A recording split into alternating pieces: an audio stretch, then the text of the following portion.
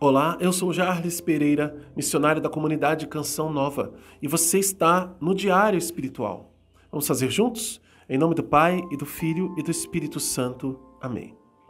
Vinde, Espírito Santo, enchei os corações dos vossos fiéis e acendei neles o fogo do vosso amor. Enviai o vosso Espírito e tudo será criado, e renovareis a face da terra. Oremos. Ó Deus, que instruíste os corações dos vossos fiéis com a luz do Espírito Santo, fazei que apreciemos retamente todas as coisas segundo o mesmo Espírito e gozemos sempre da sua consolação. Por Cristo Senhor nosso. Amém. Evangelho de São Lucas, capítulo 19, versículos de 11 a 27. Como eles ouvissem isso, Jesus acrescentou uma parábola porque estava perto de Jerusalém e eles pensavam que o reino de Deus se manifestaria imediatamente.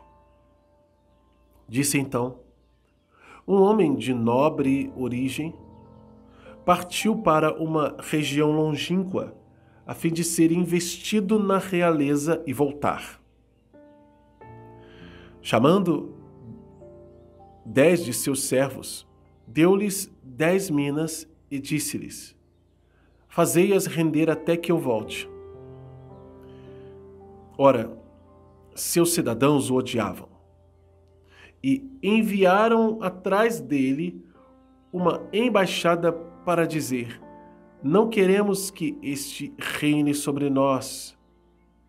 Quando ele regressou, após ter recebido a realeza, mandou chamar aqueles servos aos quais havia confiado dinheiro, para saber o que cada um tinha feito render. Apresentou-se o primeiro e disse: Senhor, tua mina rendeu 10 minas. Muito bem, servo bom, disse ele. Uma vez que te mostraste fiel no pouco, recebe a autoridade sobre 10 cidades. Veio o segundo e disse: Senhor, tua mina produziu 5 minas. Também a este disse: tu também fica à frente de 5 cidades. Veio o outro e disse: Senhor, eis aqui a tua mina, que depositei num lenço, pois tive medo de ti, porque és um homem severo, tomas o que não depositaste e colhes o que não semeaste. Então ele disse: servo mau, julgo-te pela tua própria boca. Sabias que sou homem severo, que tomo o que não depositei e colho o que não semeei? Por que então não confiaste meu dinheiro a um banco? À minha volta eu o teria recuperado com juros. E disse aos que lá estavam: tirai-lhe a mina e dai-o ao que tem 10 minas. Responderam-lhe: Senhor, ele já tem 10 minas. Digo-vos, a quem tem será dado, mas aquele que não tem será tirado até mesmo o que tem. Quanto a esses meus inimigos, que não queriam que eu reinasse sobre eles, trazei-os aqui e trucidai-os em minha presença. Palavra da salvação. Glória a vós, Senhor. Jesus reinará para sempre. Esta é uma das parábolas que Jesus faz aquele apanhadão de situações, né? E que a gente fica impressionado como ele consegue, numa parábola, resumir várias coisas que a gente liga ao que ele já disse. Como as coisas vão acontecer. Como será a sua vinda no futuro, o seu julgamento. E o tipo de atitude que nós devemos ter e o tipo de atitude que nós não devemos ter. A motivação dessa parábola foi por quê? Para aqueles que pensavam que o reino de Deus se manifestaria imediatamente. Como Jesus estava perto de Jerusalém, né? A gente sabe que agora, no próximo estudo, né? Jesus vai entrar em Jerusalém. Então todo mundo vai aclamar Jesus, vai ser aquela coisa, aquela festa, hosana.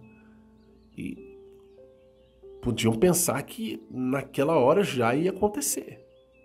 Né? Agora pronto, acabou o Império Romano, nós vamos arrebentar com tudo, chegou o nosso Messias, nós vamos finalmente reinar sobre todas as outras nações, porque nós somos o povo de Deus. Isso ninguém nunca perdeu de vista, né? Somos o povo de Deus, mas é o povo de Deus que não estava querendo que Deus reinasse. E Jesus conta essa parábola para mostrar a questão da espera, que Jesus voltará, para mostrar a questão da rejeição do povo e para mostrar a questão da fidelidade que a gente precisa ter. Então ele disse, um homem de nobre origem, olha, coisas corriqueiras que iam acontecendo ali. Inclusive, a nota de rodapé diz aqui que esse trecho pode estar fazendo alusão para que os homens lembrassem, apesar de ser uma parábola, é uma parábola, de Arquelau, que é alguém que foi pedir o trono de Herodes, 4 anos antes de Cristo. Né? Ele queria consolidar o seu testamento a seu favor, o testamento de Herodes. Ele queria receber. Né? Mas alguns judeus foram lá no encalço dele para dizer o quê? A gente não quer que esse cara reine aqui. Então isso pode ter sido usado como Jesus como uma parte de memória, sem citar os nomes. Em todo caso, Jesus conta a parábola para falar da realidade dele, da sua vinda, do reino dos céus, do que vai acontecer. E apesar de ser algo que acontecerá no futuro, essa passagem é um princípio eterno porque Jesus está garantindo essa realidade imutavelmente, indubitavelmente. E não fala em tom de promessa, mas diz como que algo que permanece, que é perene. Olha lá. Então, um homem de nobre origem partiu para uma região longínqua a fim de ser investido na realeza e voltar. Ele vai ser investido na realeza e voltar. O movimento de Jesus sobe aos céus e volta como rei soberano. Chamando 10 de seus servos, deu-lhes 10 minas e disse-lhes, fazei e rendei-as até que eu volte. Deu uma ordem para os seus servos, fazei render essas 10 minas. Deu uma para cada servo. Né? Chamou 10 servos, deu-lhes 10 minas, uma para cada um. E falou, faça render isso aqui, até eu voltar. Versículo 14 vai dizer, ora, seus cidadãos o odiavam. E aqui, Jesus está falando diretamente para o povo judeu que o odiava. Não todos. Né? A parábola, né? É parábola, gente. É para contar uma história que vai servir em quem cabe. A carapuça, né? Que é, no caso ali, os fariseus, os saduceus, chefes do povo, aqueles que rejeitavam. E a gente sabe que nem todos os fariseus rejeitavam Jesus. Mas os chefes, a maioria, quem decidia, rejeitou Jesus. E ali ele está dizendo, ora, seus cidadãos o odiavam. E enviaram atrás dele uma embaixada para dizer o quê? Não queremos que este reine sobre nós. Eles foram claros, objetivos. A gente não quer ser comandado por ele. Não coroa ele.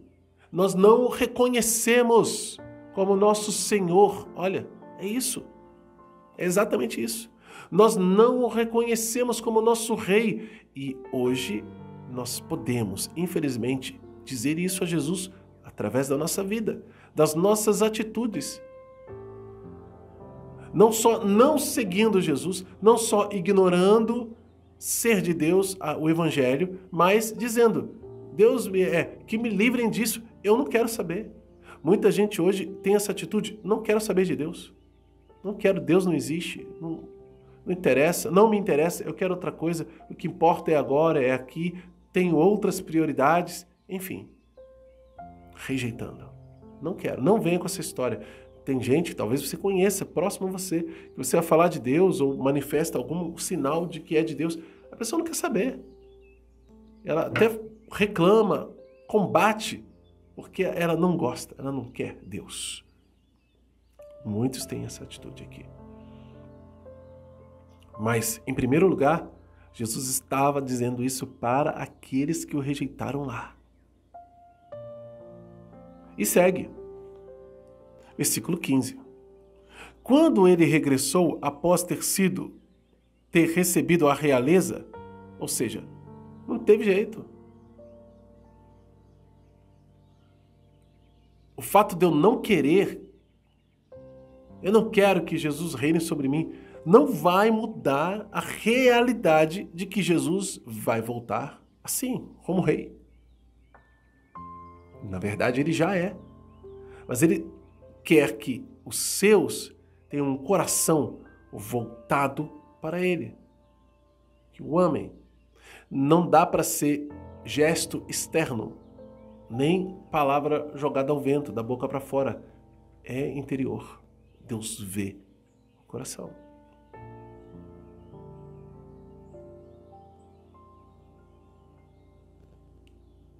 Quando ele regressou, após ter recebido a realeza, mandou chamar aqueles servos aos quais havia confiado dinheiro, os servos.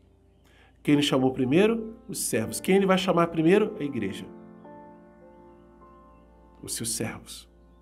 Os batizados. É quem ele vai chamar primeiro. Para quê? Para saber o que cada um tinha feito render. O que você fez com o dom que eu te dei, com a sua vida, com as capacidades, com as graças que eu te dei? Aqui está falando da mina, né, que é um dinheiro, que é um valor. Mas não é dinheiro que Jesus está falando para render, né? É o seu dom, é quem você é. Você é a riqueza. Sua vida é a riqueza. É o dom que você fez. Você fez ela nobre, ela crescer, ela despontar. E aqui vem a resposta. Versículo 16. Apresentou-se o primeiro e disse: Senhor, tua mina rendeu 10 minas.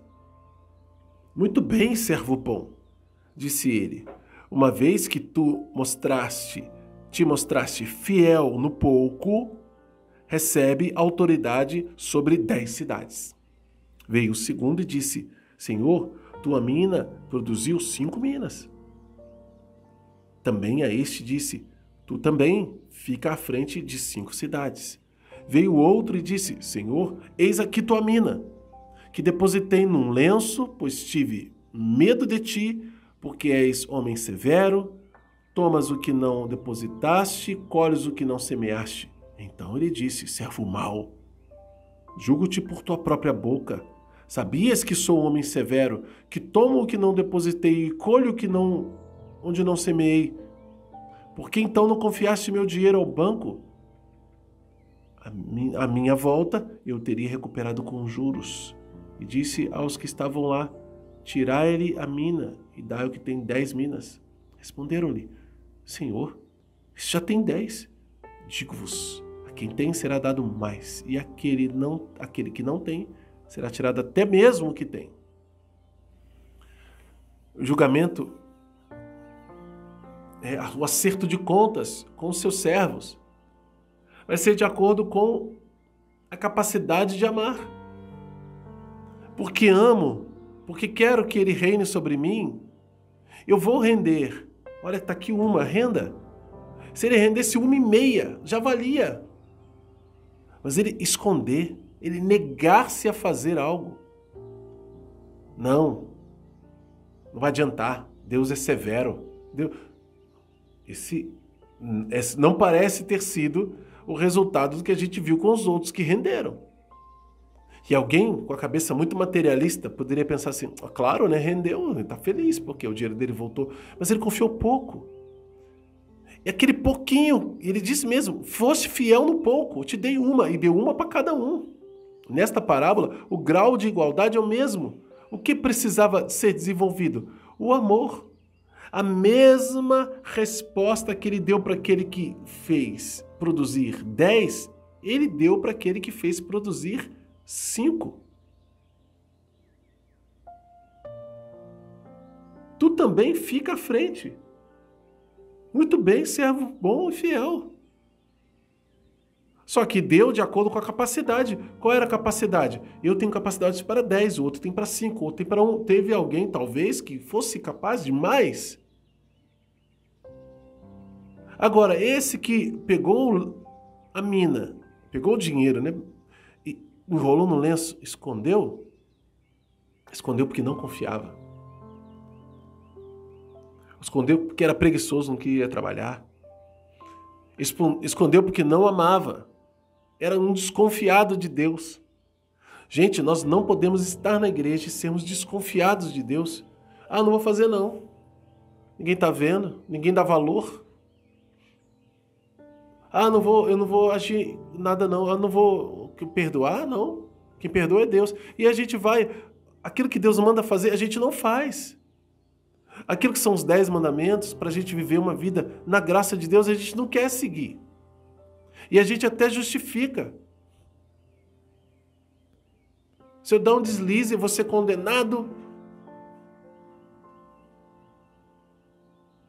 Deus é severo, Deus vai castigar. Não falou nada disso.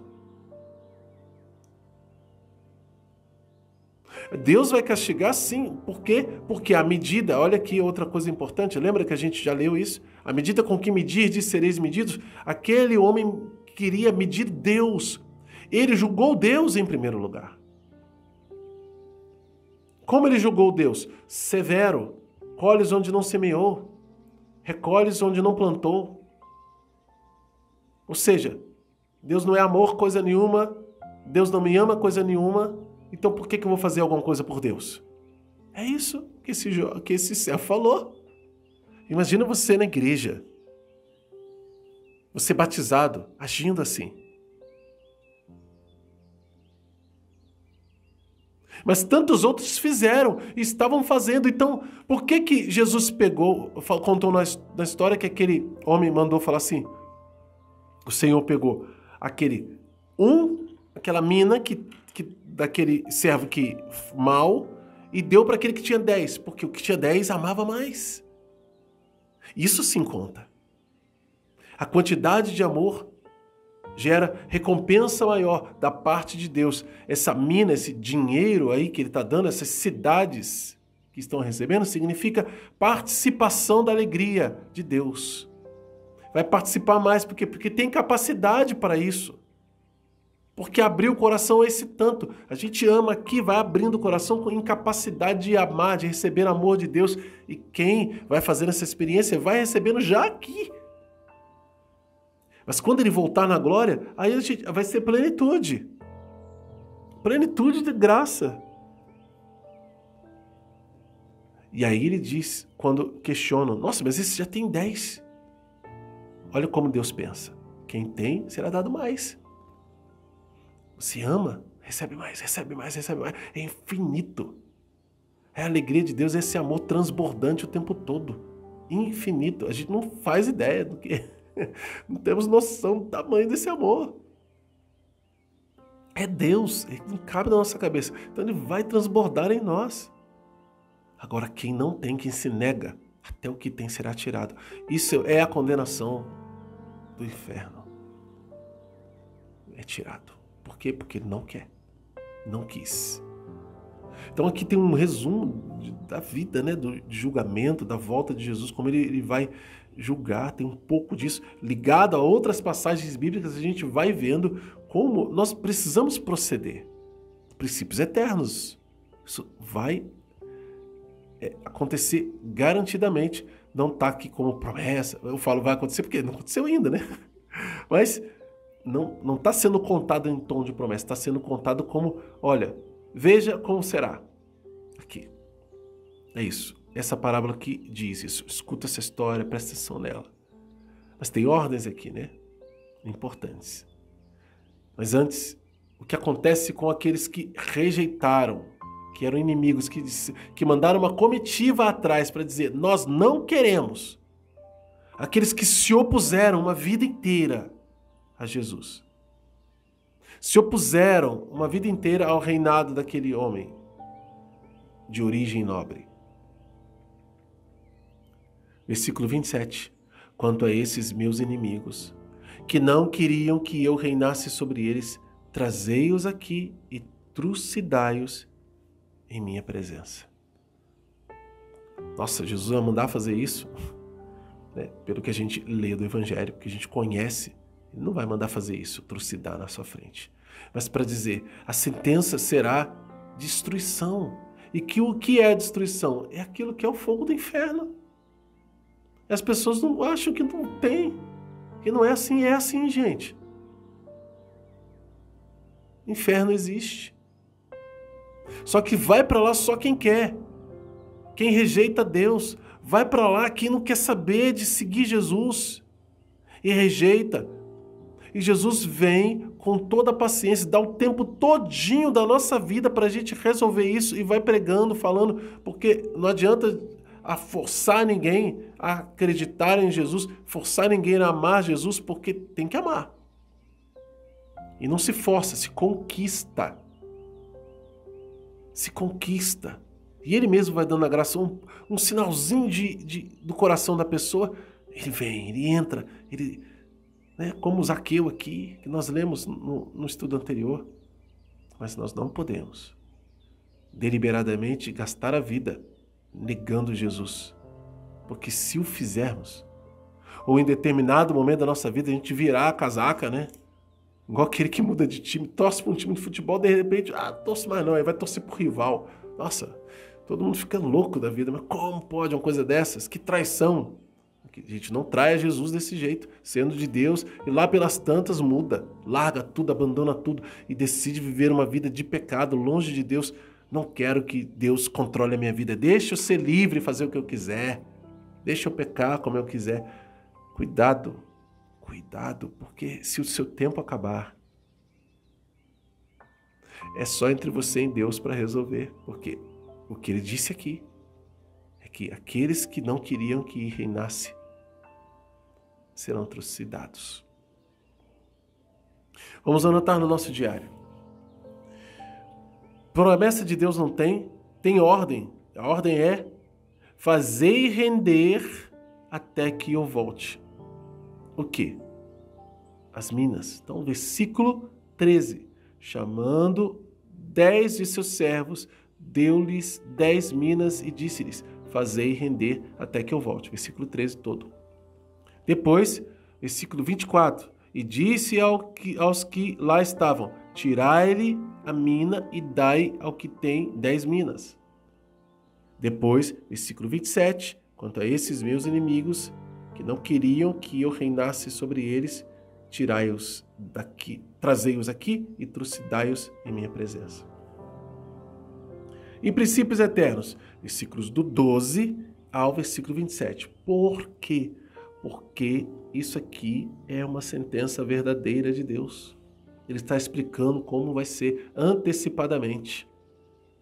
Não em tom de promessa, olha, acontecerá, ele voltará, não. Ele conta a historinha para a gente entender. Princípio eterno. Qual a mensagem de Deus para você hoje? Como colocar isso em prática na sua vida? Anota no seu diário e lute para viver. Convido você que é novo aqui no canal a se inscrever, acionar o sino da notificação e deixar um like, porque o seu like evangeliza. E nós vamos juntos, com a graça de Deus, fazer a Bíblia inteira. Todo o estudo bíblico do método A Bíblia do Meu Dia a Dia, de Monsenhor Jonas Abib, dia após dia, aqui no canal Diário Espiritual Canção Nova. Você é convidado. Para começar conosco, você deve entrar aqui na descrição do vídeo que tem as informações importantes, porque a gente não começa do Evangelho de São Lucas, não começa do Evangelho de São Mateus aqui no início do Novo Testamento, não começa do livro do Gênesis, a gente começa pela primeira carta de São João, porque é assim que Padre Jonas intuiu este método e nós fazemos desde então aqui na comunidade Canção Nova. Essa riqueza é para você também. Vamos junto caminhar? Que Deus abençoe você. Ó Maria, concebida sem pecado, rogai por nós que recorremos a vós. São Miguel Arcanjo, defendei-nos no combate.